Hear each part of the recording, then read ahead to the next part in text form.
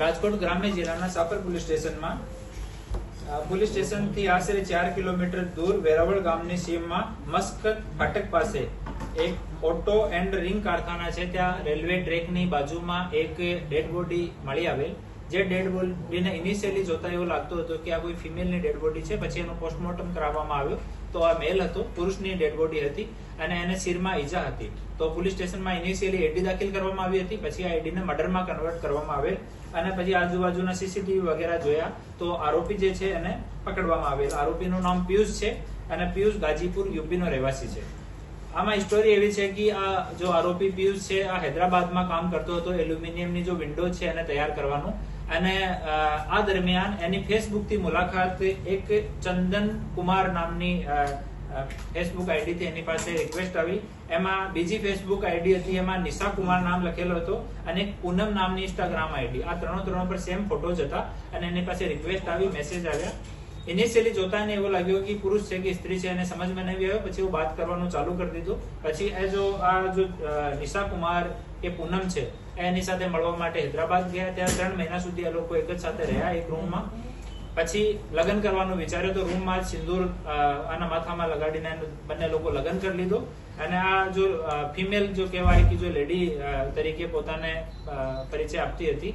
આ કીધું કે અમારી વૈષ્ણો દેવીની માન્યતા છે તો ત્યાં સુધી આપણે લગ્ન નહીં કરીએ. તો 3 મહિના સુધી વેટ કરાયો. પછી સિંદૂર આપીને લગ્ન બંનેનો થઈ ગયો. લગ્ન થયા પછી આ જો આરોપી છે એને ખબર પડી કે આ તો મહિલા નથી, આ પુરુષ છે.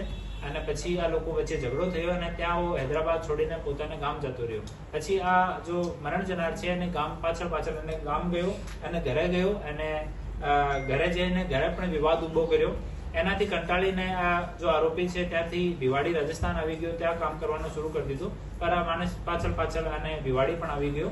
તો ભિવાડીથી છોડીને ફરીથી સાપર આવી ગયો. તો પાછળ સાપર આવી ગયો. તો અહીંયા આવ્યો તો આ બંને વચ્ચે ઝઘડો થયો.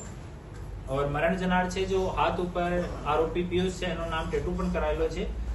તો એના દ્વારા પણ એની ઓળખ પ્રતિસ્થાપિત થઈ અને પછી અહીંયા બંને વચ્ચે ઝઘડો થયો અને પથ્થરથી શિરમાં 2 વખત ઈજા કરીને એની મોત નિપજાવી. હાલ આરોપીને અટક કરવામાં આવ્યો છે. આરોપી પોતાનો ગુના કબૂલ કર્યો છે.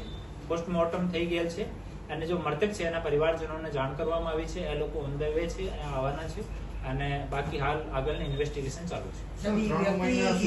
3 મહિના સુધી આ સાથે રહ્યા તો એમને ખબર ના પડી આ છે કે એને ખબર નહીં પડી. એનો નાનો ભાઈ છે, એક વખત એને સેવિંગ કરતા જોઈ લીધો તો એના હાથ ઉપર પણ આ જો મૃતક છે આ બ્લેડ મારી દીધો હતો. તો પછી ભી ગયો. જો નાનો ભાઈ હતો એ પણ કઈ બોલ્યો નથી. સર સમલૈંગિક સંબંધો કે એવું કઈ સામે એવું કહી શકાય. હાલ આગળની પૂછપરછ આમાં ચાલુ છે. સાહેબ ગે તો કે ગે થવાની પ્રવૃત્તિ એવું કઈ પ્રાથમિક તપાસમાં સામે આવ્યું છે એવું? જો આરોપી છે એના જણાયા મુજબ જો મૃતક છે આ ગે પ્રવૃત્તિનો પુરુષ હતો. લેડીઝના આના સોશિયલ મીડિયા હેન્ડલ ઉપર જેટલા ફોટો છે એ બધા લેડીઝના કપડામાં છે. લેડીઝની જેમ જ શૃંગાર કરે છે, લેડીઝની જેમ લાંબા વાળ રાખે છે અને 2-3 જીન્સ એક સાથ પહેરે છે તાકી એનો જો ફિઝિક છે એ લેડીઝની જેમ દેખાય. ના એમાં પૈસાની માંગણીનો નથી. બહુ મતલબ જો આરોપી છે એના પ્રતિ બહુ આસક્ત હતો અને આરોપીને છોડવા નહીં માંગતો હતો મૃતક. તો એનો કન્ટિન્યુ 1 વર્ષ સુધી ફોલો કર્યો.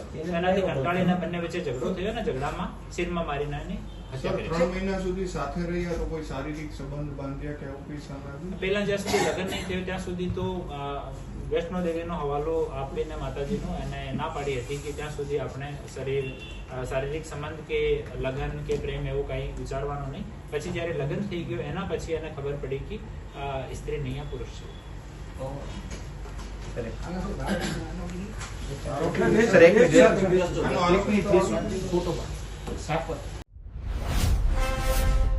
Follow for more updates.